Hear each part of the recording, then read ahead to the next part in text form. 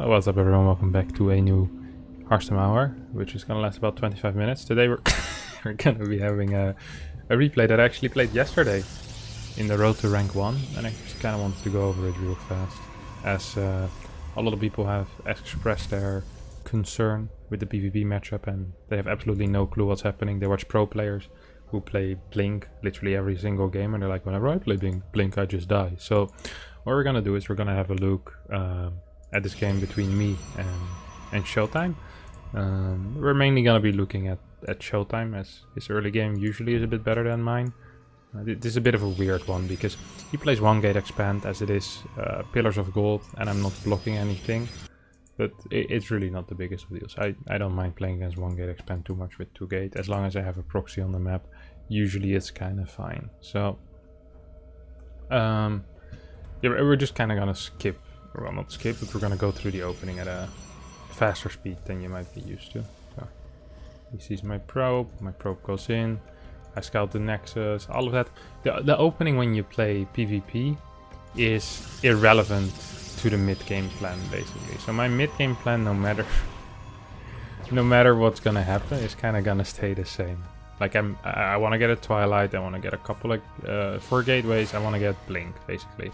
And his plan is going to be very similar as well, no matter how he opens up. Like, he can open Robo and a Prism and 2 Adepts in there, he can open a Stargate and 2 Oracles or 1 Oracle. Like, the mid-game plan, majority of the time, is just going to be very similar. So, even though I think it's important to have good build orders in PvP, and the early game is very important, to understand the concepts, you don't necessarily need to understand early game. I'd always recommend, if you're really struggling in early game, just proxy Stargate every single game or something like that. It's relatively safe, usually you get ahead, so it's a nice build order to do. Like, until you hit like mid GM or something like that, you might start running into some trolls there, but otherwise proxy Oracle, single Oracle into Blink is absolutely fine. You can get it with 2 Adepts, 2 Stalkers, completely irrelevant. So yeah, basically the goal that I usually go for is I want to have 2 sentries and then the rest Stalkers. Majority of my chrono boost, once I realize I'm safe, is going to be going into probes, not into upgrades, as having an eco lead is more important than having slightly quicker Blink. Now, of course, there are situations where this isn't the case. If I see a Robo done and an Immortal popping out, I probably want to chrono boost my Blink, throw down a battery. You know, it's important to react to what you're scouting. But if both of you are scouting properly and nothing weird is happening, you can kind of play a war of greed. And if the other guy puts 3 of his chronos into his Blink, you're just gonna be up like 4 or 5 probes, and that's a big deal. So we see our opponent, Showtime here. In this case, he opened with the Oracle, and then went into Blink and into what seems to be 3 gates so far. Most likely gonna add a 4th gate later on. I already go into Blink, Forge, I get a 3rd gas and I want to add 2 extra gates, and at that point my infrastructure on 2 bases is pretty much done. Like, you don't need more than 4 gates initially to hold majority of the aggression. Sometimes if I play against Oracle and I don't take any damage from the Oracle, because Oracle delays their attack so much and their extra gateways, don't forget Oracle is 150, 150, Stargate is 150, 150, so that's 600 resources. So if he doesn't do 600 resources, if he doesn't do any damage, I feel okay taking a Nexus before gate 3 and 4. So that's what I do in this case. Take a 3rd gas and I take a 3rd Nexus. This is not that risky because I saw he had no energy. I was wondering why I chased this for, and then I realized I have no energy. It's completely fine. I'm completely fine. You guys are fine too, though. Right. You can harass with 2 Adepts. Don't get too caught onto it. It's very easy to keep sending more and more Adepts, and then in the end you have 0 Stalkers because all you did is warp in Adepts to harass. Sure, you killed like 8-9 workers, but you also lost 10 Adepts. Like, I think it's fine to do 2 or 4 Adepts maximum, but only do it when you know you're safe. And always try to use them when your opponent is not paying attention, or when you think he's not paying attention. So you get your 4 gates, you get your +1, and from this point on you're just using your 2 sentries. Don't get 1 is too little for constant scouting. Just use your 2 sentries for pretty much constant scouting, and you want to see what he's doing. So if I believe my opponent is gonna try to bust me with 4 gases, Charge Lot, Stalker, Immortal Archon, something like that, I want to I want to be up 6 to 7 workers. I want to have my stalkers on the map. And I want to have a battery, at least one, sometimes 2. Depending if he moves out, you might want to add 2 or 3 more batteries. And then you just want to defend while being up in workers. That's basically the goal with Blink. So you can eventually get your own Templar archives if you want. But what you can also do, and what I much prefer, is that you just get charge. So you always do have to get charge, that is very important. And then from there on out, you just go into Robo Bay, second Robo, or in this case, Dark Shrine. Now, you might be thinking, well, Dark Shrine is a pretty bad call, but Dark Shrine does 2 things. First of all, it can give us the possibility of a free win, right? Which is why I think a mid-game Dark Shrine is really, really cool to do. First of all, it gives the possibility of a free win. If he doesn't have detection, we can kill like 20 workers. Like we just split DTs. We can scout with our hallucination. Like before our Dark Shrine finish, we can go, hey, no cannon here, no cannon here, no cannon here. The likelihood of him having 3 observers is pretty damn low. So if we send in a prism with 2 DTs, we split them off, 1 to the natural, 1 to the main, then have 1 DT come over here and start killing probes. That's probably a big play. Second of all, if he does scout it, it forces him to get cannons, and he'll be more afraid to move out, meaning we can transition in a pretty easy way to Robo Bay. You don't even need to use it in that case if it does get scouted, just having it is big. Third of all, it also gives us the ability to build Archons in case we're being pushed, and you want 1 or 2 Archons to break force fields perhaps, or just to tank a little extra. Completely fine. You got your Archons. That's perfect. So there's a lot of things really that the Dark Shrine is good for. I prefer it over the Templar archives by quite a bit in PvP at the moment, but there's some people like Showtime who love building the Templar archives, and the reason they do it is so they can get a little bit of map control before the Disruptor battle starts. So a lot of the time he'll do a push out with like basically what seems to be an old school PvP army, right? You got your Immortals, you got your Charge Lots, he's gonna warp in some Archons, and then from there on out he's gonna go. So I got this Prism going. Well, I wanted to go into the main, but I decided against it, obviously. And then here I think I realized I can't really push. I was like, oh, maybe I can do some damage, maybe I can... I actually kind of wanted to blink into the main base and then send DTs into his third or something like that. Like I didn't really have brilliant plans. That was a dumb blink. Dumb. Real slow in the house. That's okay. Can't always be brilliant. Whenever your opponent gets an army like that, I would always suggest getting a slightly faster Robobay than I did there. You see my response is a Robobay, but ideally I would have properly scouted with my hallucinations and anticipated that. So here I'm gonna get blasted by 4 stalkers. With my prism, that's okay. I already have a 4th up, and he doesn't, so it's semi-okay, it's not really okay. Second Robo, and kind of what I want to do in this case is I just want to hold him up until I get my Disruptors, and usually with a battery you're gonna be kind of fine, honestly. Like, it's really difficult to die if you have a battery, no matter what your army looks like, because batteries are just so powerful, and you can almost always snipe a prism as well. So what you can do is you snipe a prism, and then that's kind of his peak, you know? Like, imagine if you have like the army graph that's at the front. Like, the moment I snipe his prism with blink stalkers, I might lose 3-4 stalkers for that, and he can't warp in anymore. Usually that's the peak time for him to fight, and that's the time you can use a battery, for example, to kind of mitigate that disadvantage you temporarily have. He'll need to rebuild a prism, and then you can repeat the same thing again, or perhaps your next stack, in this case the Disruptor, is out, so you manage to bridge a certain timing that otherwise would not be possible. And that's just one of the advantages of having that super battery that we do have now. That's why this style is becoming a lot more popular. That's why Disruptor basically is the main style right now in PvP. Even though you see he's still trying to get a lot done here. The moment I get 3-4 Disruptors out, the game just starts tilting in my favor, especially if you're thinking about how map control works and stuff like that. So here he realizes I have a Disruptor, and he's like, perhaps it's only one, maybe I can still fight. But once I really have 2-3 Disruptors, I mean, he's just gonna be in such a crap spot. He's just gonna have a really, really rough time getting anything done. And it's important in PvP always, especially when playing Stalker Disruptor, to get control of the map. And that doesn't mean that you always need to be on the map. It means that you see as much of the map as possible. So you can anticipate run-bys, you can anticipate army movement. Right now, I don't have any of that because I've basically just been defending.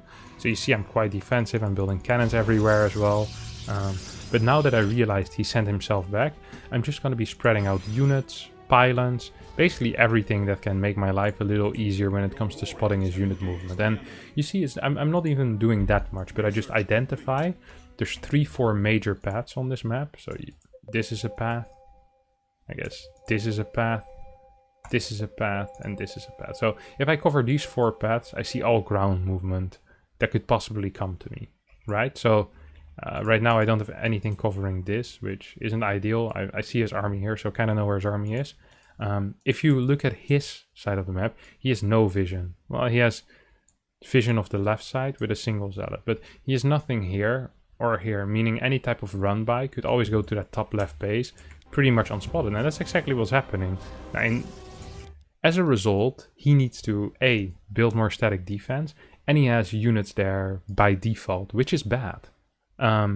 This might seem like, oh, he's anticipating this, but he's anticipating something that might not even come, and he's just wasting 10, 12 supply over here into a run by that if the player wasn't me, might have been microed over here to start to use as a flank instead.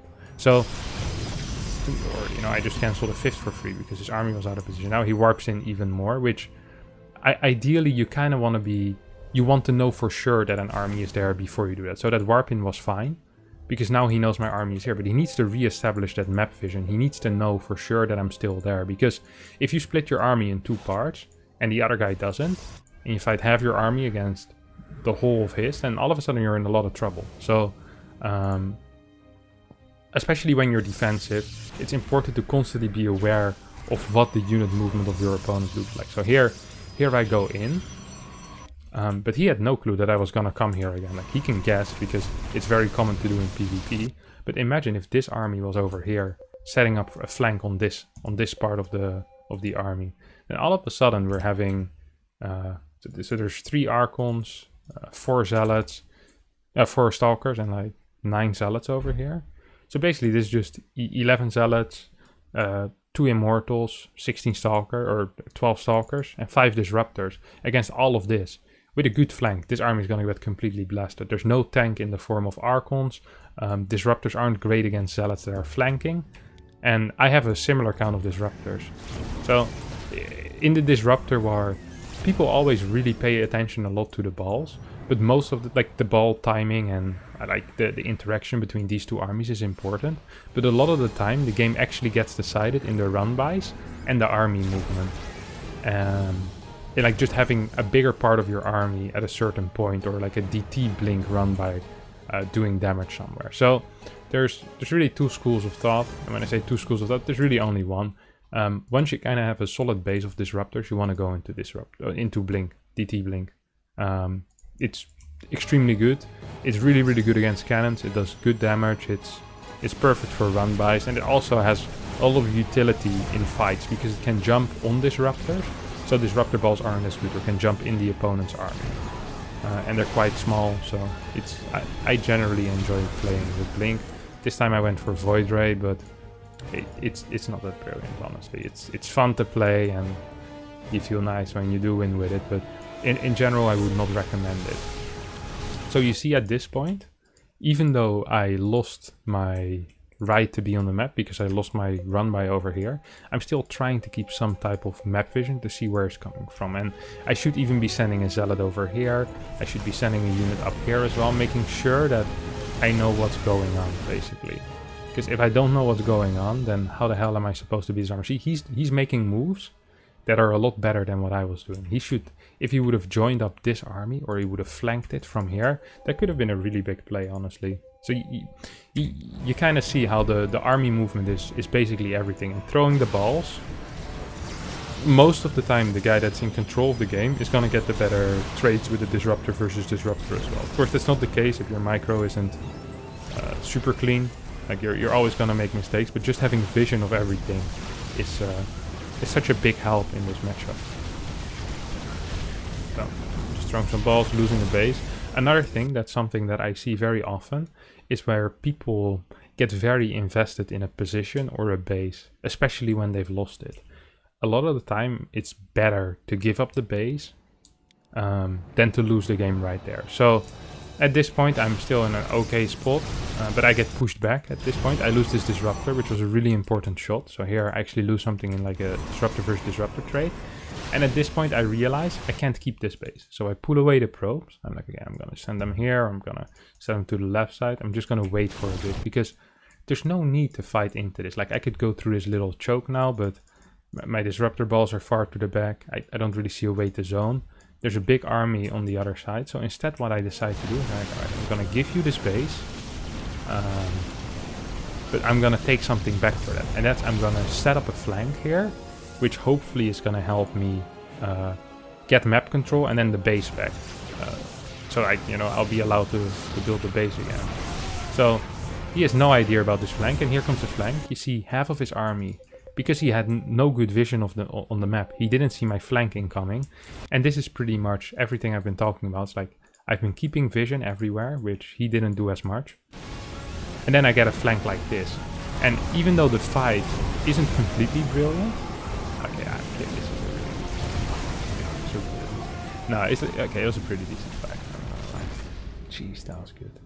Man, I'm sick at video games. I lost a lot of disruptors though, but yeah, you kind of get a flank like that, and then he's like, "Well, I still have half of my army here." It's like, "Well, you also need to go back with that, buddy. Like, you can't. You just can't. It's just not possible to go in. Like, if he would have gone in simultaneously as he was going in over here, I think I'm still fine if I warp in a couple of DTs or something like that." Like, defending is quite nice with cannons, with batteries, you need less defensively than offensively. So, you always got to be careful of these type of things when you're attacking, that you're not going to get flanked if you're splitting your army up too much. So, yeah, after that fight, I'm trying really hard to take back map control. I feel pretty okay about this game at this moment. Like, I still have pretty nice vision, right side. I have an army on the left side.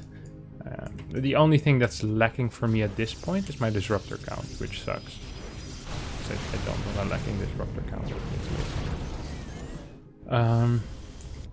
Another thing in PvP that's very important is that you're very patient. So when you get a good trade, because of the nature of the disruptor, most of the time you can't really straight up push through. And very many times that is kind of what I want to do. So I try to push through. I blink forward aggressively, but my disruptor count isn't quite that high. I mean, I do have a good army. I'm also fighting without my own reinforcements, while he does have reinforcements. And then he comes from the back with a flank. So very similar scenario to that last fight, except now I'm the one taking it on the on the chin. And you kind of see what happens. So we're just trading bad fight into bad fight, where I had not only a momentum lead, but I also had a big army lead, where Void Rays are a lot better than the army he had. I think Tempest, which is what he's building now, are quite good as well, but you just gotta be really patient when you play this type of game. You gotta push advantages, but push them methodically. So I played this entire game methodically. I split up my army, I made sure I got good engagement, and then here I decide to kind of throw away everything basically that I've been working towards as the goal is in reach, Imagine you're on a ship, and every single day, like, you check the wind, you raise the sails and stuff. I don't know what people on ships do. Well, I do, I'm the captain, but you check the wind, you make sure you're still on course, and then as you see the promised destination, I don't know, the America or whatever in front of you, you decide, no more checking the wind, you throw the compass off the boat. That's kind of what I did here, and it's very, very tempting to do because you're so close. What could go wrong? 8 out of 10 times you're gonna be fine, like you see it in front of you, there's no storm, you don't need the compass, like you're not dumb. But then there's gonna be these times where God knows you wish you still had that compass, and this was one of those times where I just didn't manage to, I probably should have kept my compass alive, which, that's life, I guess. Yeah, try to stay very methodical when you play PvP with these styles. It's really quite important. Here I lose my entire army, I lose my entire red Vantage. And then you gotta start building up again, you know? You gotta build your boat. You buy a new compass. Check the wind. That kind of stuff. And at this point the game is pretty much over. The game isn't too interesting. I think the game also turns pretty low level after this. But I think we covered a lot of the main concepts of PvP. And I hope this was helpful. I will be answering some questions in the comments for the first hour. So if you want to see the ending of the game, it's my yesterday's road to rank 1. So enjoy that. Yeah, I hope this could give some insights in how I see PvP and how most pro players see PvP. So blink start into disruptors, sometimes some charge Archon Immortal action to try and get some map control. And then blink DTs, or well, for me this time it was Void Rays. Really hammering down once again the importance of having units on the map for spotters. And I just hope it helps you guys, because a lot of people have been asking for this. I will be answering questions for a little bit in the comments, an hour or so. So if you do want that, go ask your questions here, and I'll try to answer them. Otherwise, I try to stream a lot on Twitch, twitch.tv/Harstem, so go check that out as well. If you do want to support me, you can also turn off adblock. That actually does help. Thanks very much for watching. Don't forget to subscribe to my channel. And bye bye. Don't throw out the compass, boys.